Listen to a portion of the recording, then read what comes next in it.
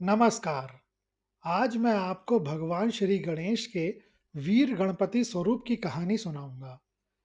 भगवान गणेश के 32 मंगलकारी स्वरूपों में से चौथा स्वरूप वीर गणपति कहलाता है।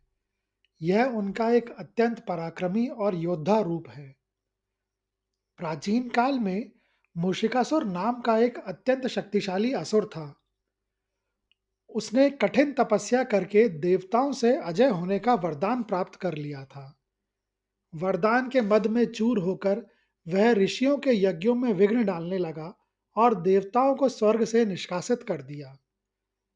जब सभी देवता और ऋषि भगवान शिव की शरण में गए, तब महादेव के निर्देश पर भगवान गणेश ने मूषिकासुर का अंत करने का निश्चय किया। इस युद्ध के लिए भगवान गणेश ने अपना अत्यंत रौद्र और शक्तिशाली रूप वीर स्वरूप धारण किया।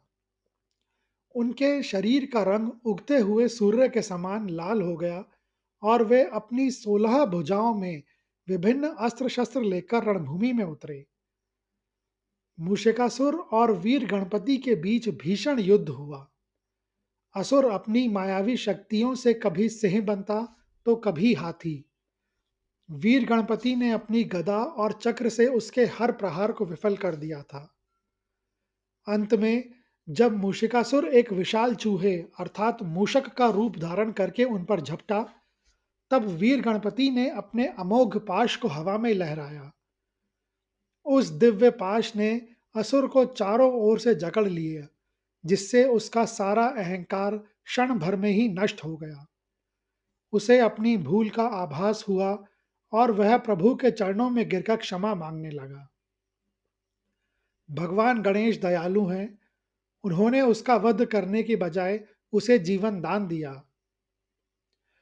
मूषिकासुर ने प्रार्थना की कि वह सदैव उनके साथ रहना चाहता है। तब वीर गणपति ने उसे अपना वाहन स्वीकार किया।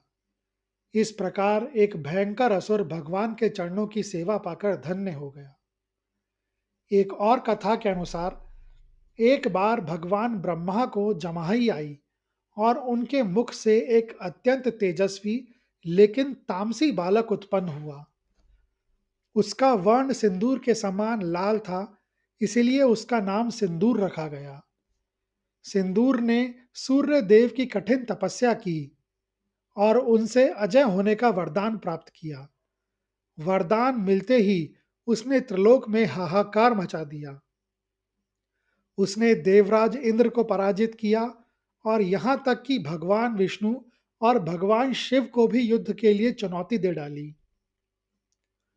उसे यह वरदान प्राप्त था कि कोई भी शस्त्र उसे काट नहीं पाएगा और ना ही कोई साधारण शक्ति उसे मार पाएगी। जब देवताओं की प्रार्थना पर भगवान गणेश ने अवतार लिया, तब उन्होंने अपना वीर स्वरूप प्रकट किया। इस स्वरूप में वे अत्यंत विशाल और शक्तिशाली थे, जिनकी 16 भुजाएं आकाश तक फैली हुई थीं। क्योंकि सिंदूरासुर को शस्त्रों से ना मरने का वरदान प्राप्त था, इसलिए वीर गणपति ने उसके साथ मल्ल युद्ध किया। भयंकर युद्ध के अंत में वीर गणपति ने अपनी शक्तिशाली भुजाओं से सिंदूरासुर को दबोच लिया। उन्होंने उसे उठाकर पृथ्वी पर पटका और अपनी भुजाओं के दबाव से उसका मर्दन कर दिया। जैसे ही सिंदूरासुर का अंत हुआ, उसके शरीर से भारी मात्रा में सिंदूरी रक्त और तेज निकला। वीर गणपति ने उस असुर के रक्त और तेज को अपने पूरे शरीर पर मल लिया। भगवान गणेश ने प्रसन्न होकर घोषणा की कि आज से जो भी भक्त मुझे सिंदूर अर्पित करेगा, उसकी सभी बाधाएं दूर होंगी और उसे विजय प्राप्त होगी। इसी घटना के बाद उन्हें भालचंद्र और उनके इस लाल वर्ण वाले योद्धा रूप को वीर गणपति के रूप में विशेष मान्यता मिली। वीर गणपति 16 भुजाओं वाले हैं। उनकी प्रत्येक भुजा में शत्रुओं का नाश करने वाले अस्त्र शस्त्र सुशोभित हैं।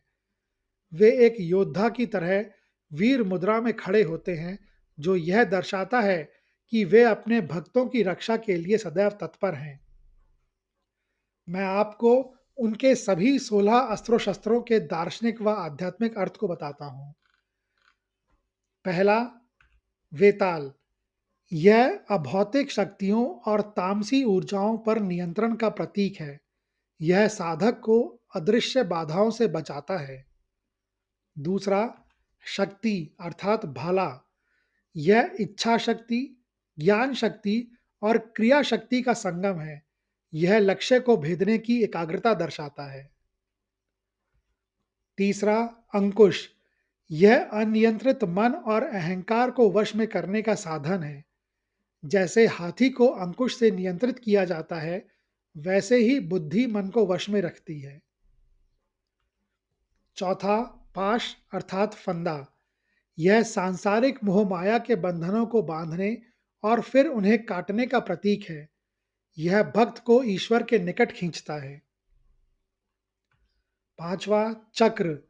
यह काल अर्थात समय और धर्म का प्रतीक है। यह निरंतर गतिशीलता और बुराई के चक्र को समाप्त करने की शक्ति को दर्शाता है। अगला, खड़ग अर्थात तलवार।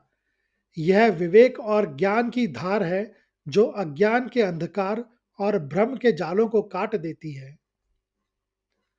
अगला, खेटक अर्थात ढाल। यह धैर्य और सहनशीलता का प्रतीक है। जीवन के संघर्षों में आने वाले आघातों से आत्मरक्षा करने की शक्ति है ये। अगला, धनुष। यह एकाग्रता का प्रतीक है। धनुष की डोरी की तरह साधक का लक्ष्य के प्रति खिंचाव होना चाहिए। अगला, बाण। यह मंत्र या शब्द का प्रतीक है। एक बार छूटा हुआ बाण जैसे लक्ष्य भेदता है, वैसे ही सिद्ध मंत्र बाधाओं को नष्ट करता है। अगला, गदा। यह संकल्प शक्ति और अनुशासन का प्रतीक है। यह आलस्य और मानसिक जड़ता को चूर चूर कर देता है। अगला, सर्प अर्थात नाग।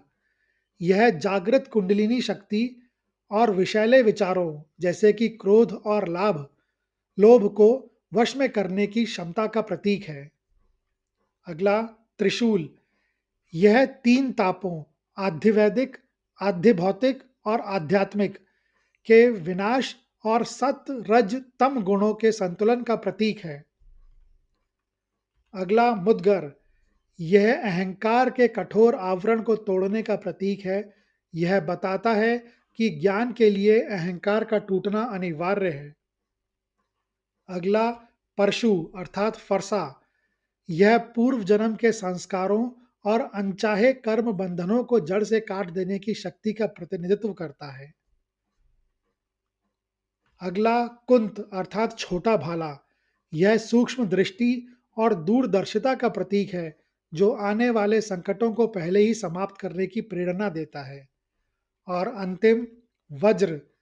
यह अविनाशी सत्य और दृढ़ता का प्रतीक है।